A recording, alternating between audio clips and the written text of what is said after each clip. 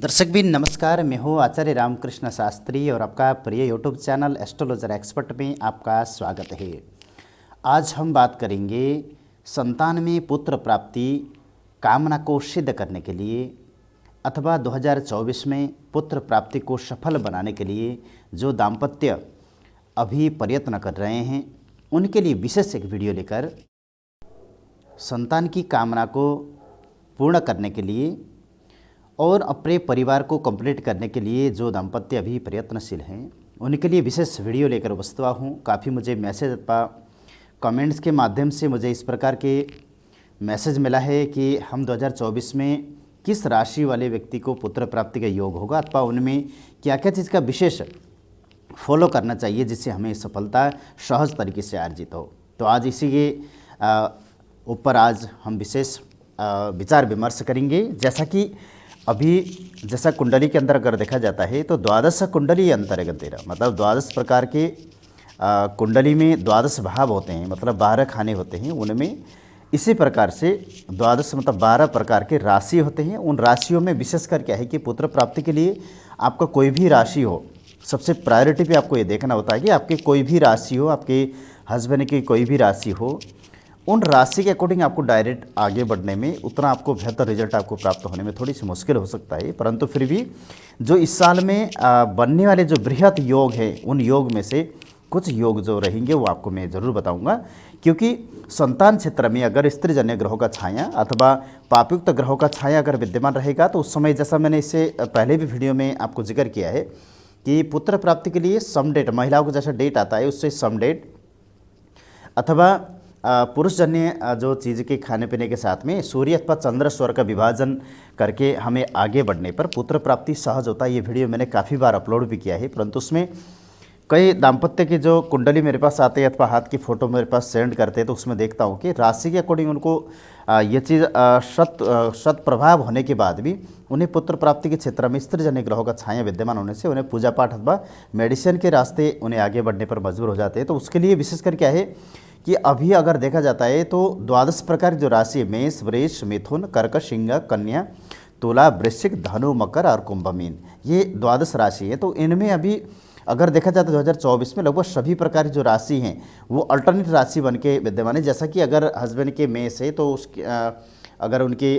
पत्नी का वृष राशि है, ऐसा ही में किसी की भी कुंडली के अंदर ऐसा नहीं है इस साल की पुत्र प्राप्ति के योग ना हो, परंतु आप किसी योग्य ब्राह्मण द्वारा सबसे पहले पुत्र प्राप्ति क्षेत्र में कोई स्त्रीजन्य ग्रह अथवा पापयुक्त ग्रहों का छाया तो नहीं है, इस प्रकार के दृष्टिगत करने के बाद उसके बाद आप लोगों को आगे बढ़ना होता है। अगर स्त्रीजन्य ग्रहों का छाया नहीं है तो इस साल 2024 में आप लोग को निश्चिंत होकर आप आगे बढ़ सकते हैं। क्योंकि मोस्टली आगे बढ़ने के लिए अप्रैल, मई, जून और जुलाई के महीने में सभी राशि के लिए बेहतर योग इस साल जो है देखने को मिलता है। क्योंकि बृहस्पति सूर्य का जो सानिध्य है इस बार इस महीने में जाकर जो है प्रचुर मात्रा में जो है वो प्राप्त हो रहा है।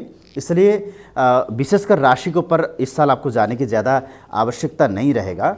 परंतु अगर आपके कुंडली में जहाँ से संतान प्राप्ति देखा जाता है उसमें कहीं से अगर स्त्रीजन्य ग्रहों का छाया है तो आपके निवारण कराएंगे। उसके निवारण होता है कि पुत्रेष्टि यज्ञ, पुत्र कामेष्टि यज्ञ, तो ये दोनों में से एक यज्ञ कराने के बाद आगे बढ़ना होता है। अगर ज़्यादा प्रकाट्य दोष है तो उसमें पुत्रेष्टि यज्ञ ही आपके लिए बेहतर जो है ऑप्शन रहेंगे। तो इसलिए अगर आप इसके लिए जानकारी वगैरह अगर आप जुटाना चाहते हैं कि पुत्र प्राप्ति क्षेत्र में हमें कोई समस्या तो नहीं है अथवा पुत्र प्राप्ति है अथवा नहीं है, अगर इस प्रकार की कोई भी अगर आपको लोगों जानकारी लेना है तो जो स्क्रीन पर दिया हुआ नंबर अथवा जो डिस्क्रिप्शन पे आपको दिया हुआ नंबर है इस पे आप लोग को निश्चिंत होकर आप हमें संपर्क कर सकते हैं। और जो हमारा परामर्श शुल्क निश्चित किया गया है वो परामर्श शुल्क आप पे करने के बाद आप निश्चिंत होकर आप हमसे बात कर सकते हैं। उसमें आपकी फ़ोटो अथवा डेट ऑफ बर्थ जो भी रहेंगे वो चीज़ आप सेंड कर सकते हैं, जिससे आपको बेहतर जो जानकारी है वो देने की आपको कोशिश करेंगे। देखिए, सबसे पहले द्वादश प्रकार की राशि है। द्वादश प्रकार की राशि के लिए इससे पहले मैंने एक वीडियो अपलोड किया था कि किन राशि वाले के लिए क्या उपाय करना चाहिए, तो शायद आपने वो वीडियो को भी आपने दृष्टिगत किया होगा। तो अगर नहीं किया है तो उससे आप थोड़ी सी आप पीछे जाकर आप देखेंगे तो उसमें पुत्र प्राप्ति के रिलेटिव सभी जानकारियाँ जो है उसके अंदर विद्यमान है। तो पुत्र प्राप्ति के लिए विशेषकर प्रालिंग करने से पहले 1 महीने पहले हरिवंश पुराण का पाठ करें। पति अथवा पत्नी कोई भी पढ़ेंगे और एक पढ़ेंगे एक सुनेंगे, हरिवंश पुराण का पाठ करेंगे।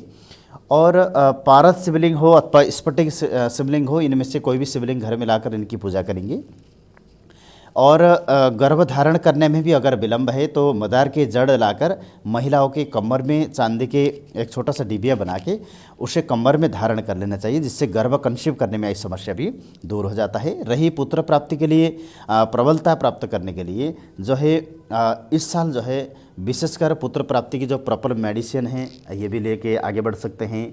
और मेडिसिन में विशेषकर पुत्रजीवी बीज हो गया, सूर्यमुखी फूल का बीज हो गया, तो ये विशेषकर जो है लाभदायक माना जाता है। और विशेषकर जो है पुत्रजीवी जो बीज का प्रभाव है वो अत्यधिक सफलतादायक जो है वो देखने को मिला है। और ये बेसिक दवाई होते हैं और प्रॉपर दवाई जो है आपको फ़ोन के माध्यम से जानकारी दिया जाता है, क्योंकि ये जो प्रॉपर मेडिसिन है ये यूट्यूब के माध्यम से अथवा सरकार की तरफ से कुछ गाइडलाइंस होने की वजह से आपको सभी प्रकार जानकारी नहीं दिया जा सकता, इसलिए फ़ोन के माध्यम से भी आप लोग जुड़ सकते हैं।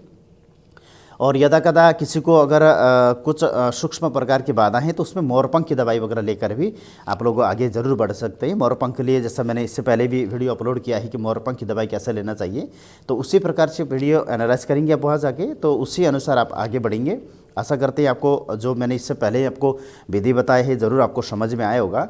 और मेन तरीके से मैं हर बार हर दाम्पत्य को आगे बढ़ने से पहले कहता हूं कि देखिए, अगर किसी नॉर्मल तरीके से आप जाकर दिखाकर आगे बढ़ने से बेहतर है कि प्रॉपर तरीके से दिखाकर आप आगे बढ़े, ताकि संतान क्षेत्र में स्त्रीजन्य ग्रहों का छाया भी नहीं होना चाहिए आपके हस्त पर ही। और मणिबंधन भी पूर्ण सपोर्टदायक रेखाएं आपके हाथ में होना चाहिए। और कुंडली में संतति भाव में किसी भी स्त्रीजन्य ग्रह अथवा पापयुक्त ग्रहों का छाया नहीं होना चाहिए।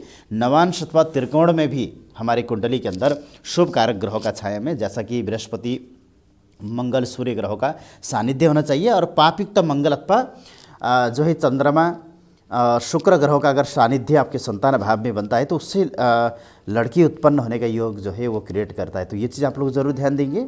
और इसके साथ अगर जैसा आप आगे बढ़ेंगे तो पुत्र प्राप्ति में जो भी बाधाएं हैं वो बिल्कुल आपको जो है सॉल्व हो जाएगा। और जो आप कामना लेकर आप आगे बढ़ रहे हैं तो ये कामना ज़रूर आपका सिद्ध हो जाएगा। और पुत्र प्राप्ति इतना ज़्यादा बाधा अथवा इतने भारी चीज़ नहीं है, परंतु इसको जो छोटे छोटे चीज़ें हैं उसको एनालाइज करना है। जैसे मैंने अभी इससे पहले अपलोड किया है कि जो पुरुष जन्य चीज़ें हैं अथवा जो स्त्री जन्य खाद्य पदार्थ है उसका भी वीडियो मैंने अपलोड किया है, तो ये जाकर आप देख सकते हैं।